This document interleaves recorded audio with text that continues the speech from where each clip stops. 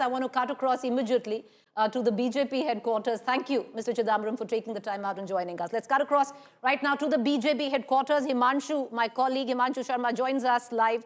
Himanshu, it's a big, big day for the Bharatiya Janata Party. Like I said, symbolic ideological weight of this victory is as astounding, Himanshu, as the electoral weight of this victory. This was a saffron tsunami in Bengal. देखिए बिल्कुल इस पे कोई दो राय नहीं है कि जिस तरीके से भारतीय जनता पार्टी ने बंगाल के अंदर जीत दर्ज की है, उसके लिए एक पूरी तरीके की जो स्ट्रेटेजी है वो भारतीय जनता पार्टी बनाती रही है।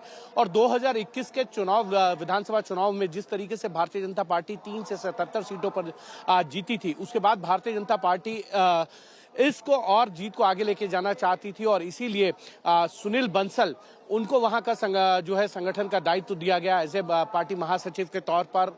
और 77 सीटों के अलावा भारतीय जनता पार्टी जहां पर 2019 में लोकसभा चुनाव पर सीटें जीती थी 18 उन पर, और उनके अलावा 2024 की जो लोकसभा सीटों पर भारतीय जनता पार्टी लोकसभा नहीं जीत पाई, लेकिन विधानसभाओं में जहां पर उनका परफॉर्मेंस अच्छा था टीएमसी से, उन सीटों को जो है वो आइडेंटिफाई किया गया और उन पर काम किया गया। उसके साथ साथ भारतीय जनता पार्टी ने अपने जो नाराज कार्यकर्ता थे, जो नाराज नेता थे, उनको एक साथ लाके का काम किया, उनके बीच में जो दूरियां थी उसको पाटने का काम किया और साथ ही साथ फीडबैक के आधार पर जो है जो मुद्दे थे उन मुद्दों को लेकर जो है एक तरीके का आंदोलन छेड़ने की कोशिश की जाए। वो आरजी कर के अंदर बलात्कार केस हो, भ्रष्टाचार के मुद्दे हो, बेरोजगारी हो, महिला सुरक्षा का मामला हो, कानून व्यवस्था हो, ये तमाम ऐसे इश्यूज थे। और उसके साथ साथ जो है तुष्टीकरण की जो राजनीति थी टीएमसी की, उसके खिलाफ जो है हिंदू वोटर्स को कंसोलिडेट करने का काम हो, घुसपैठियों का मामला हो, इन तमाम इश्यूज को भारतीय जनता पार्टी जो है टारगेट करके चली। और भारतीय जनता पार्टी ने जो है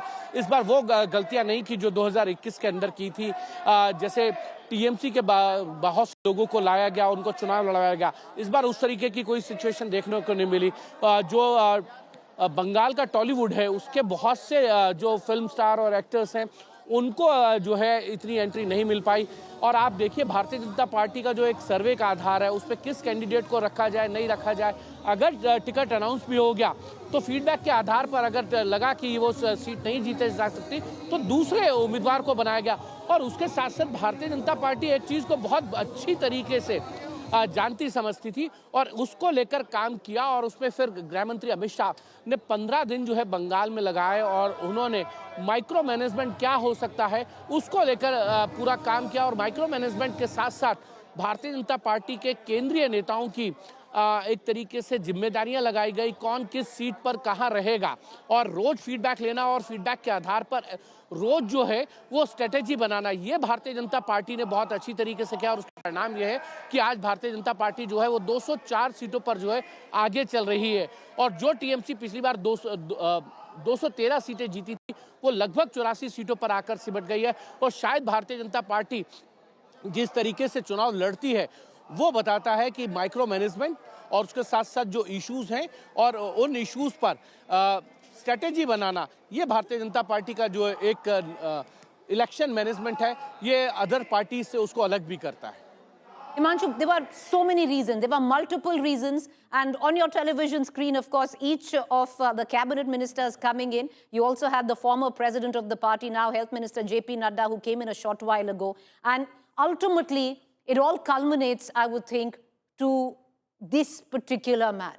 It is Amit Shah's election out and out. This was an election that Amit Shah was scripting ever since 2011. 2016 were inroads which were made. And then 2021, you saw a dramatic rise of the Bharatiya Janata Party in West Bengal. From 3, a dramatic rise to 77. And viewers, look at it. From 3, a dramatic rise to 77. And from 77, how dramatic is that rise? You haven't just doubled it. You've practically more than doubled it, nearly trebled that figure. Look at it, how the map of West Bengal has actually changed. This was 2021.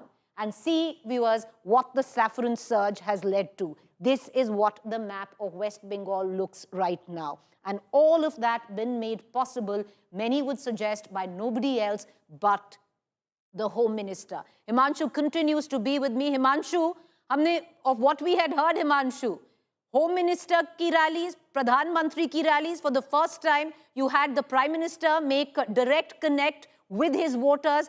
The Jhalmuri moment will go down in the annals of political history, of that possible moment that tipped the scales. Every election, Himanshu, एक moment होता है, एक लम्हा होता है जो कहते हैं, जो टेम्पो बदल देता है एक चुनाव का, उसको इमोशन मान लीजिए, सेंटिमेंट मान लीजिए, वो एक स्पिन कर देता है. अगर 21 में दीदी और दीदी काम किया था ममता बनर्जी के लिए, देन 26 में वो झालमुड़ी मोमेंट ने चुनाव बहुत कहते हैं sentiment wise, people connect wise, emotive moment वो था. और ग्राउंड रियलिटीज उसके साथ जिसपे बीजेपी ने मशक्कत काम किया, अपनी 21 की सारी मिस्टेक्स को लर्न किया, उसको आप जोड़ लें तो एक पोटेंट कॉम्बिनेशन बन जाता है हिमांशु. देखिए बिल्कुल टोटल कॉम्बिनेशन बनता है, इसमें कोई दो राय नहीं है. आप देखिए प्रधानमंत्री नरेंद्र मोदी ने जो है वो 20 से ज़्यादा रैलीज और रोड शो किए हैं. गृह मंत्री अमित शाह ने जो है वो लगभग 50 के करीब जो है रैलीज और रोड शो किए बंगाल में. नितिन नवीन ने रोड शो और रैलीज की हैं और तमाम भारतीय जनता पार्टी के जो स्टार प्रचारक थे वो एक एक दिन में 5-5, 6-6 रैलीज और रोड शो कर रहे थे. और ग्राउंड के ऊपर किस तरीके से जो भावनात्मक रूप से कनेक्ट किया जा सकता है, इस चीज़ को प्रधानमंत्री नरेंद्र मोदी बहुत अच्छी तरीके से जानते समझते हैं. आप देखिए कि झालमुड़ी लेकर खाना और ये बताना, ये बंगाल की अस्मिता है. ये बंगाल का एक ऐसा पदार्थ है जिसको आप बहुत सस्ते में खरीद सकते हैं. 10 रुपए में खरीद के अगर आप खा सकते हैं तो वो बंगाल के कल्चर के साथ उसको जोड़ना, इस पूरे चुनाव को, इस चीज़ अगर कहें तो भारतीय जनता पार्टी के जो लीडर्स हैं उनके पास मास्टरी है. वो कोई भी चुनाव हो वो उसके साथ पूरी तरीके से लगते हैं. वो बीच में चुनाव को नहीं छोड़ना चाहते हैं. ये कहीं ना कहीं भारतीय जनता पार्टी के पक्ष में ये बहुत सी चीजें जाती हैं और यही कारण है कि उसको अलग that people connect that moment that the BJP sometimes knows exactly to pull out that ace up their sleeve. Jhalmuri was that one moment, but I want to take you through because once again, you know, in 2021 with what we had seen was the fact that most seats that the BJP won were under 5,000 margin. This time around, that has dramatically changed. More than 25,000 margin, the BJP has won, or at least clearly leading and poised to win 67 of 100 and of those 100 odd seats. The TMC only leading by a margin of 25,000 only on 35 seats. This is what it looks like, viewers. With that, I'm going to get into a quick break. On the other side, the countdown has begun. Any moment now, the Prime Minister would be coming in, and we'll hear him as the Bharatiya Janata Party scripts a saffron tsunami and history, electoral history in Bengal.